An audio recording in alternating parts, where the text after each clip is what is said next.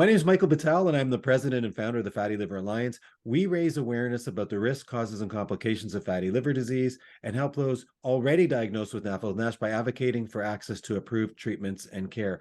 Today on our FLA Fireside Chat, we have two very special guests.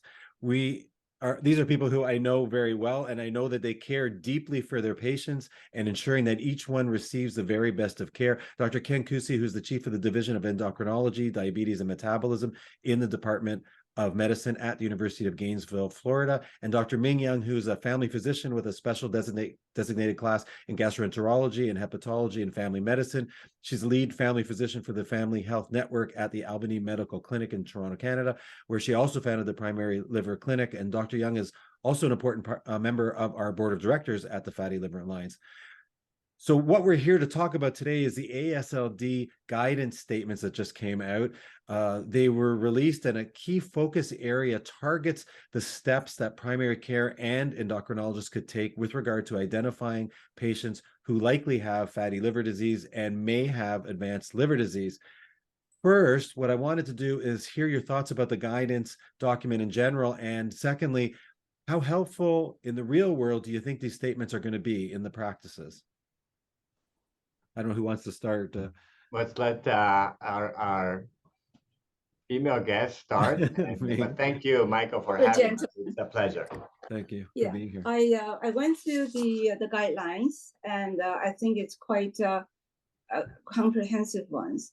What I like about the guideline is, right, you actually spell out for primary care and endocrinologists at-risk patients and what to do with them, how to screen them, and in a very easy to follow algorithm. I appreciated that. I also like the fact that it has a lot backed up with a lot of clinical data. I find that very, very helpful. For primary care, I think reading the whole guideline is probably too much, but the summary of the guideline, who to screen, what to screen with, how to follow, how often to follow, and how do we manage NAFLD patient at the primary care level. I think those are quite well written. Okay, thank you, Ming. I couldn't agree more. I mean, it's really a culmination of a evolution in the field. I think that until 2020, I mean, how to primary care and endocrinologists like myself or people in obesity medicine, nutrition, it wasn't clear.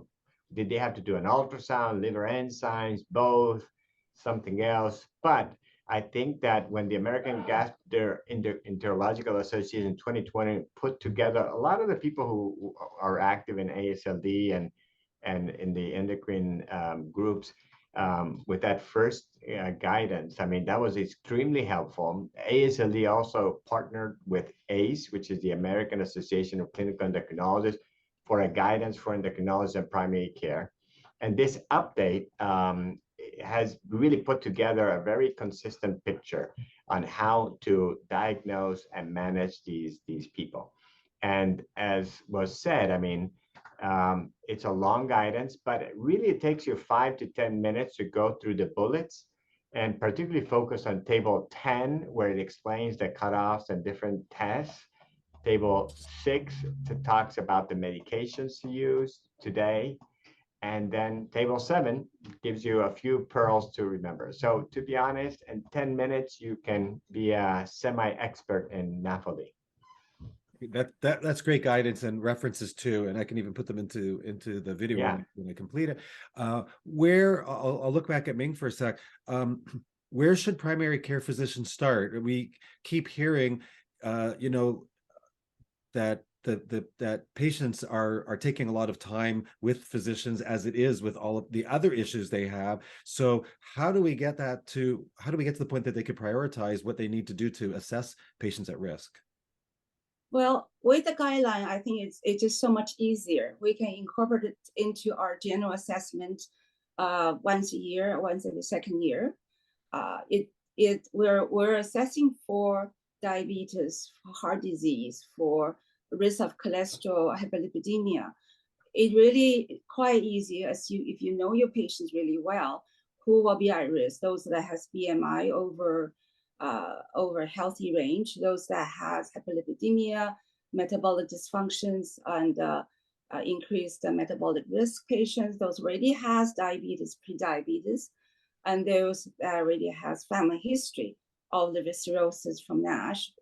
All those information should be in our electronic medical record. It takes me, when I see patients, one glance on the medical records to identify the risk.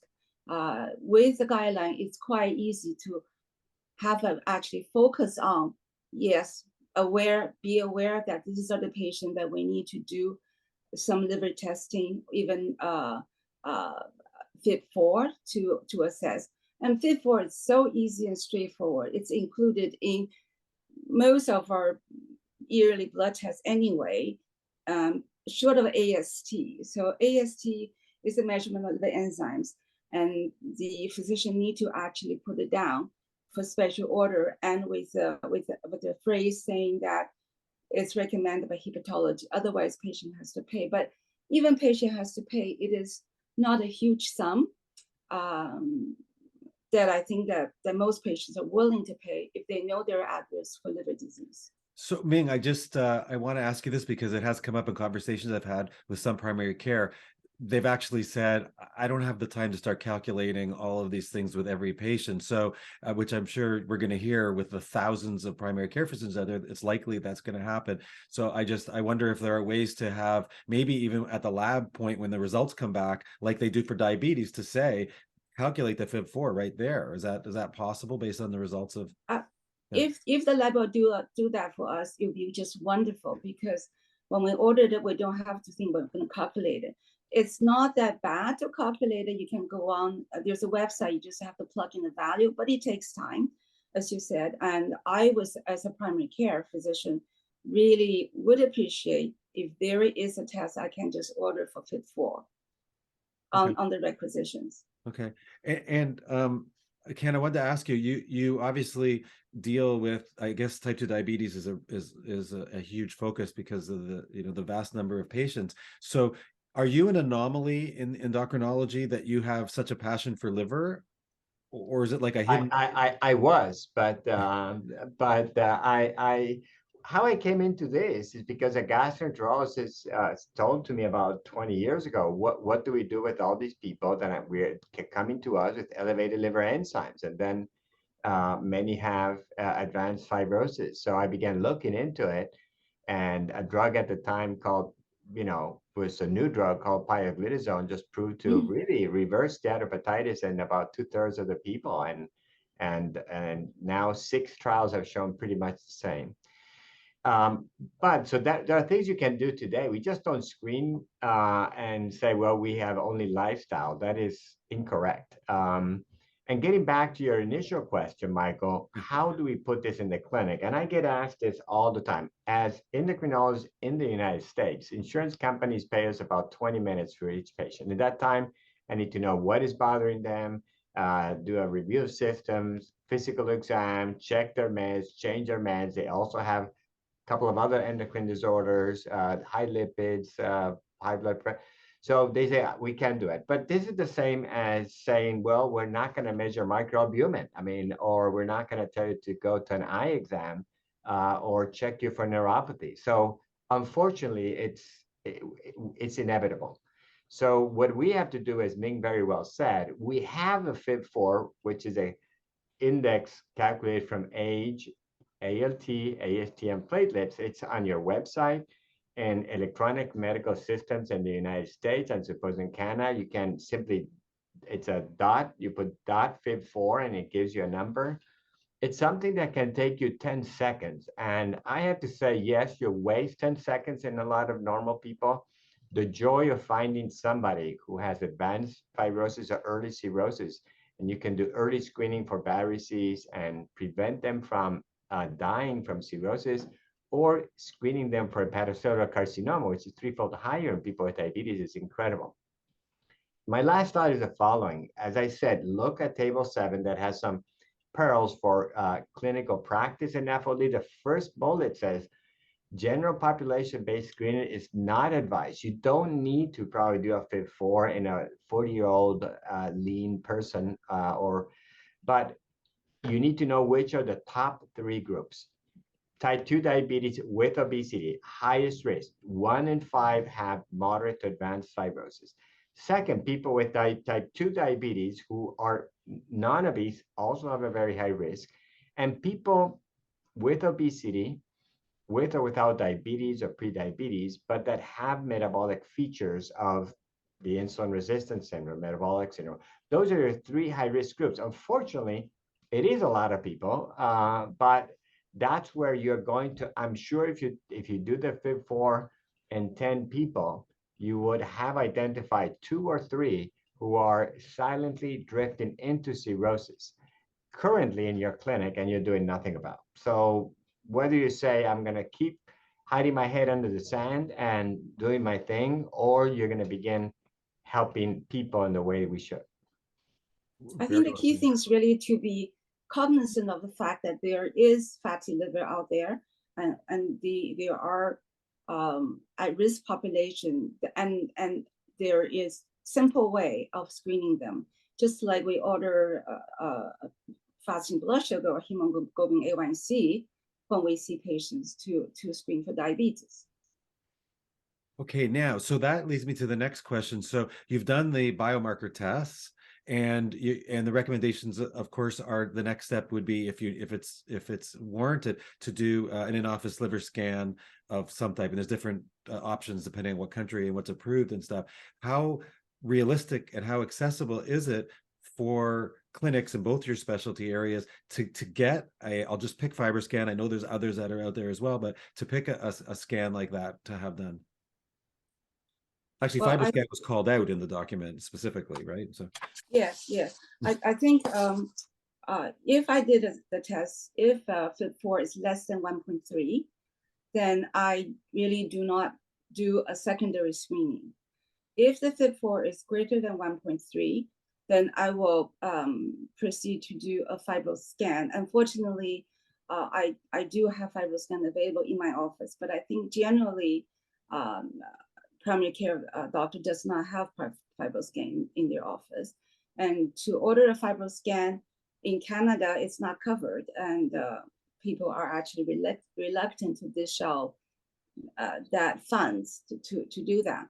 But if there is a FIB4 that's over 1.3, and if we can tell patient, look, we think that you have fibrosis, and we need to see how bad in your liver cirrhosis, most people will be willing to do the FIB4. In Toronto, we're lucky because we do have readily accessible elastography or FibroScan machine. But I think it's not something in some communities in terms of availability of the secondary screening. Yeah, I want to hear Ken's comment too. I will. You said something really important about accessibility, and it is an issue because not only do we have the concerns about eating and lifestyle and accessibility for that, but on even assessing liver disease, if people are in more remote areas, they're at a disadvantage, right?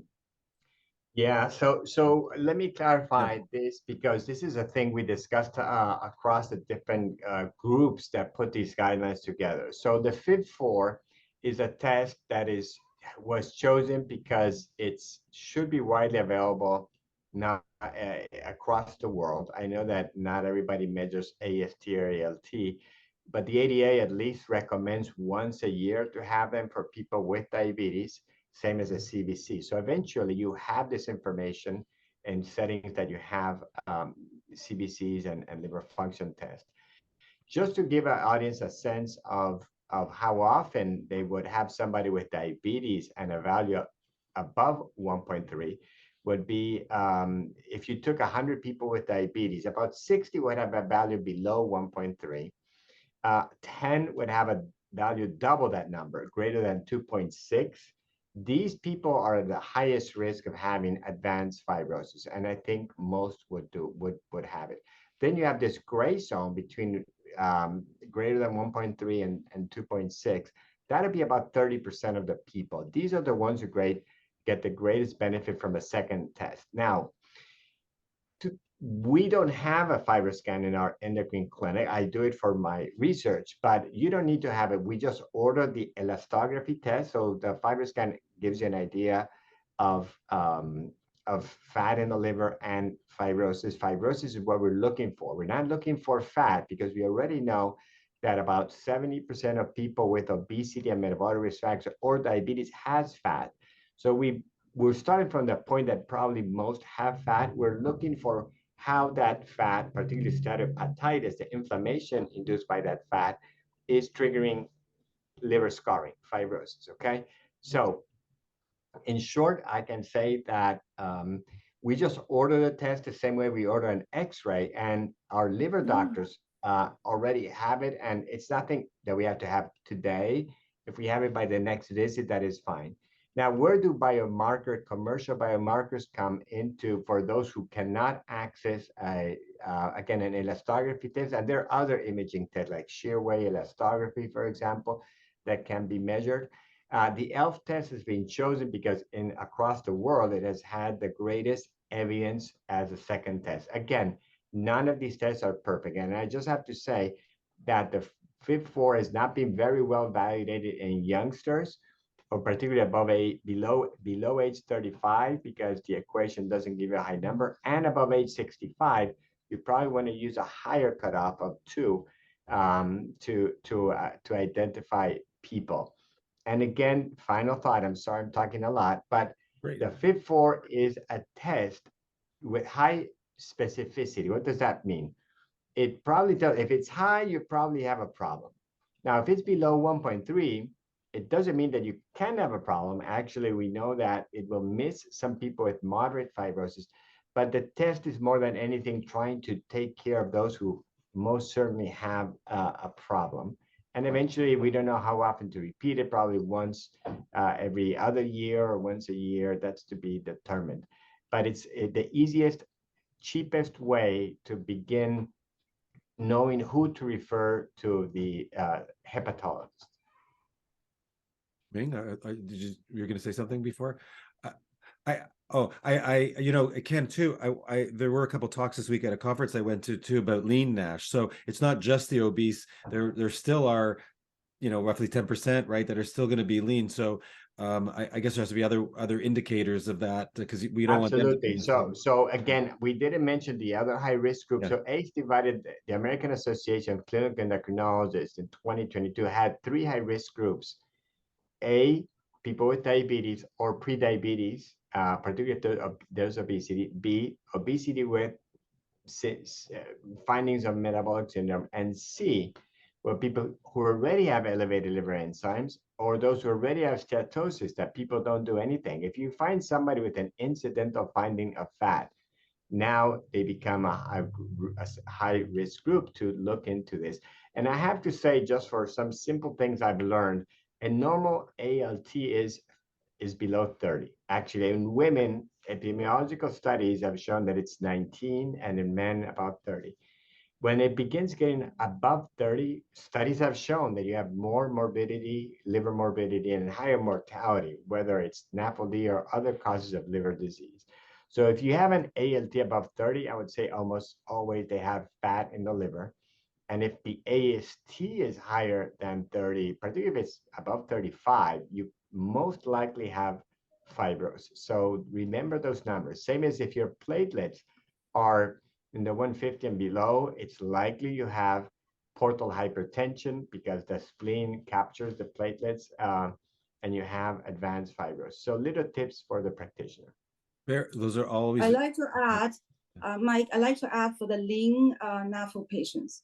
I think the thing, if there is family history of fatty liver and liver cirrhosis, even if the patient has normal BMI, I think these group need to be screened as well for fatty liver, especially if they have fatty liver. Thank you. Oh. Yes, that's a very important. The AASLD guidelines, getting back to the AASLD guidelines, show or recommend, in addition to the ones that we already identify in ACE, people with a family history of cirrhosis from NASH, and people with more than minimal alcohol intake. You have, again, gets into this gray zone of NAFLD or alcoholic liver disease. But people, the Canadian guidelines recently recommended that any alcohol intake could be harmful, and definitely those who drink in moderate amounts are at higher risk of liver disease. So alcohol intake is a big risk factor, and again, the Canadian new guidelines say any kind of alcohol intake could be potentially harmful, particularly if you have steatohepatitis and you don't know it. So that's why it's so important to stratify people. I wanted to talk a little bit about you mentioned the cirrhosis side of it, and it's true that patients who are unaware can actually jump into the cirrhosis category without even knowing. I saw some data that said it's something like 70% of the people in a study from Australia were it was incidental. It wasn't something that they were actually looking for, and they found cirrhosis already. So the early assessment and the whole reason why we're doing all of this testing is to try to get people assessed and treated way before it's too late, right? Right, and especially it's gratifying to be able to reverse the liver scarring, reverse the fibrosis, and other comorbidities of fatty liver patients. And as you say, another reason why to do the FIB4, because if you have a FIB4 and then your workup suggests you have moderate fibrosis, what we call F2, you should abstain from alcohol use completely, the AASLD guidelines say, because it's a cofactor for progressing to cirrhosis. So another caveat is that it tells you what your risk to alcohol is. And second, it also tells you that if you have diabetes, you probably can use some diabetes medications like GLP-1 receptor agonists or pioglitazone, or if you're obese, which either drug works, but you would like to focus on GLP-1s that are approved for obesity, to use this. And a third benefit is that if you have fatty liver with fibrosis, you probably should be also using a statin because it reduces your high risk of cardiovascular disease. So there are a number of secondary benefits beyond the liver that are important to stratify. So actually, there are recent studies that show that FIB4 predicts also your risk of cardiovascular disease. The higher the FIB4, the higher cardiovascular risk. If you have, again, fibrosis, again, you should get an hemoglobin A1C in your patients because diabetes and prediabetes are so common. So there's a number of ramifications that involve the liver, of course, and the cardiometabolic health of your patients. And to diagnose fatty liver disease patients also important in terms of cancer screening and cancer prevention, because we know that NAFLD patient has increased the cancer, not just liver cancer, but other cancer as well. To be able to identify the patients, stratify them, it helps us also to do age-appropriate screening as well for cancer prevention. I want to ask you guys, this is a question on the more personal side from your discussions that you've had with your patients. So if you can think of one patient that Ming, you said how great and how gratifying it is when you actually can save a patient. You must have been thinking about some of the patients you've interacted with. So like, what's that like when you actually see a patient again and you've reversed their trajectory for advanced liver disease? Well, to me, it's why I come into I go into medicine for, isn't it? Is to take care of people, make sure they're healthy, and to be able to reverse their disease trajectory and decrease cancer risk. It's like winning a lottery, except that I feel very, very happy to be part of that journey for the patients. That's great. I remember I gave you quickly two examples. First, when I published our study on pioglitazone in 2006, the next 2 or 3 years later, I did a workshop at the Endocrine Society. And after my talk, I'm just preparing to leave. And a person from Saudi Arabia comes to me. He was a doctor who had trained in Boston. and he had cirrhosis, and he started taking pioglitazone, and his disease stabilized and even improved some, and he's been in he's probably completely stable now and never needed a liver transplant. So that's why it's important to do this. The other day, just 3 or 4 weeks ago, another patient from Mexico came to see me here in Florida for his second year, and he just said that he was found to have advanced liver disease, and we put him on pioglitazone and the GLP-1 receptor agonist, and his fibrosis by MRE is progressively getting better for the second year. So here we are. If you halt the disease where it is, even if you're an advanced disease, you can live a fairly happy and healthy life. So there are really, and again, we have a screening study. We have screened like 1,600 people with FibroScan, and based on the numbers, we have identified really hundreds of people with FIB4s and with some with pre-cirrhosis, cirrhosis, and now they're taking care of themselves. So this is a real thing. I mean, this is my best analogy is screening for osteoporosis with bone densitometers in high-risk people, postmenopausal women, older people, or screening with microalbumin. I mean, and putting somebody on an ACE inhibitor on ARB. I mean, this is the change in our mindset we have to do as endocrinologists, and I think Ming understands in primary care, and it's happening right now. And the only thing that still pains me is that, believe it or not, many hepatologists are not using the drugs that we have available. They say it's drugs for that primary care use. I have no idea how to give metformin, go figure. But they're changing. They're adopting GLP-1 receptor agonist, and starting with low dose pioglitazone, 15 milligrams, doesn't cause much or any weight gain. And you prevent that disease progression, because in the end, insulin resistance is what causes NASH in people who are lean and have type 2 and have NASH with or without type 2 diabetes. You won't find a person with steatohepatitis without insulin resistance, I dare to say.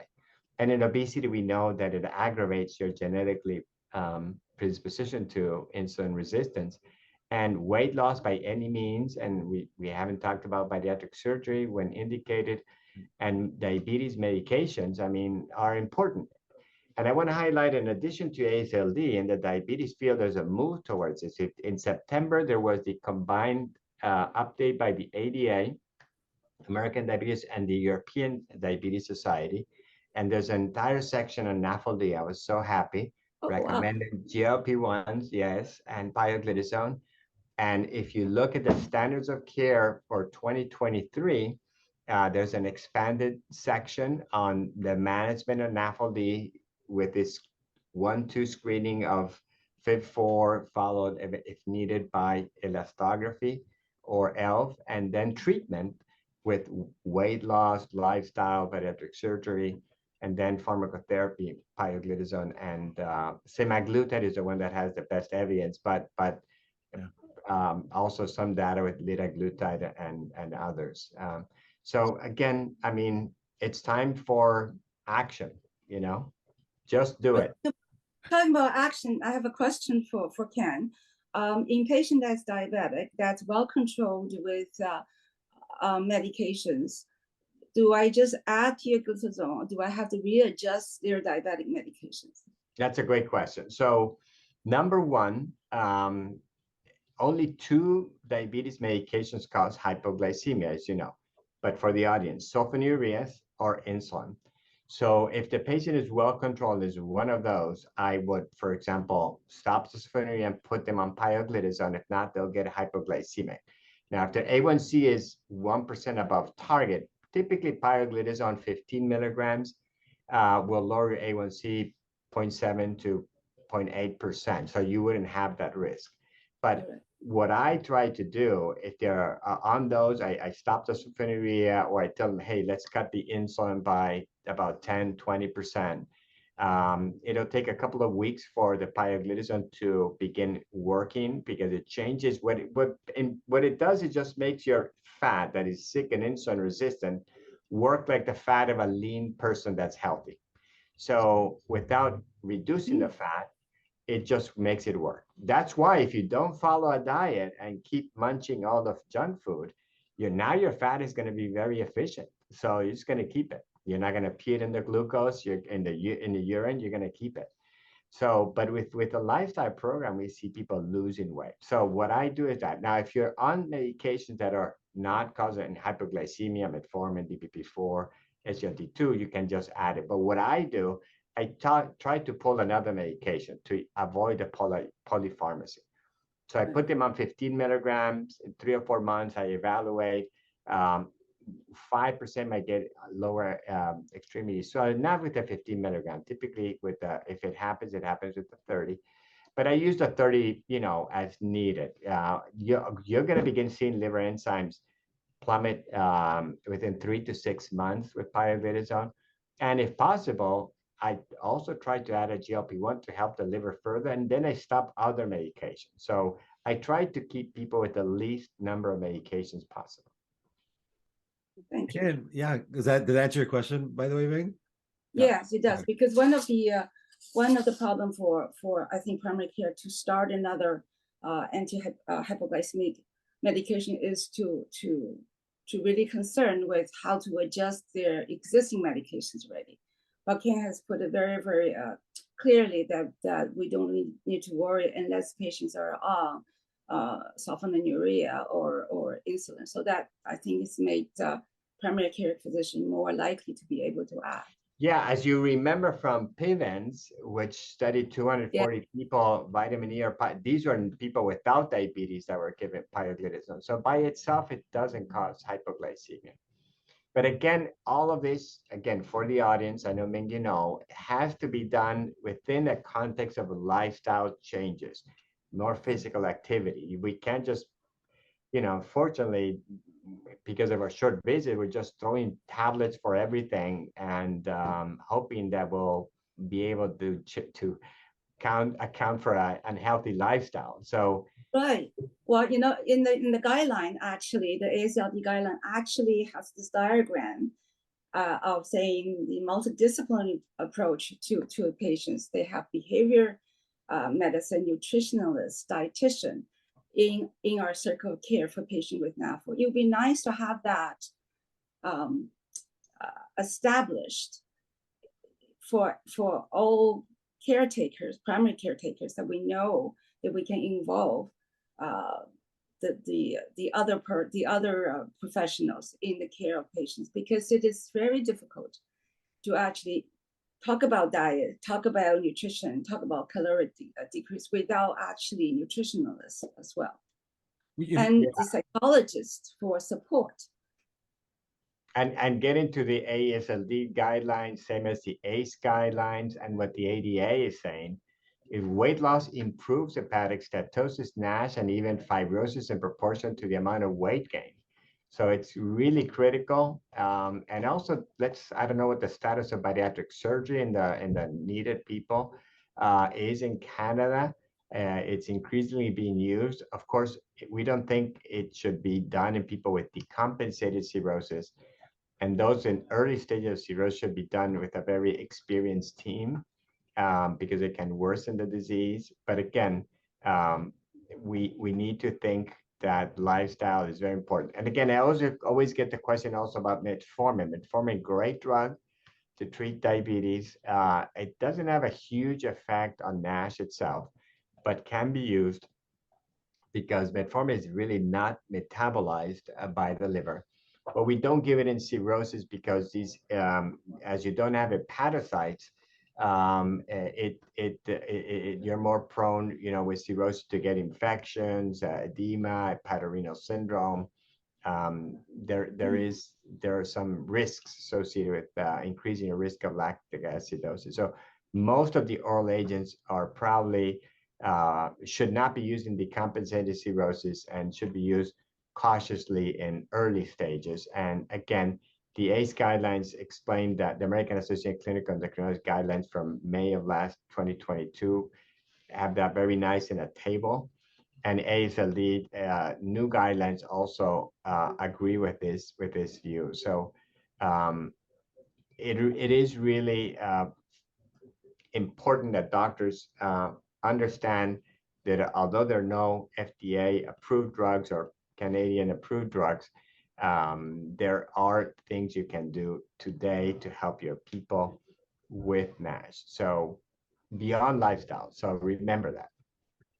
Ken, I wanted, before we end, I wanted to follow up on what you talked about with regard to, you didn't say compliance, but we were talking about having to maintain a healthy lifestyle.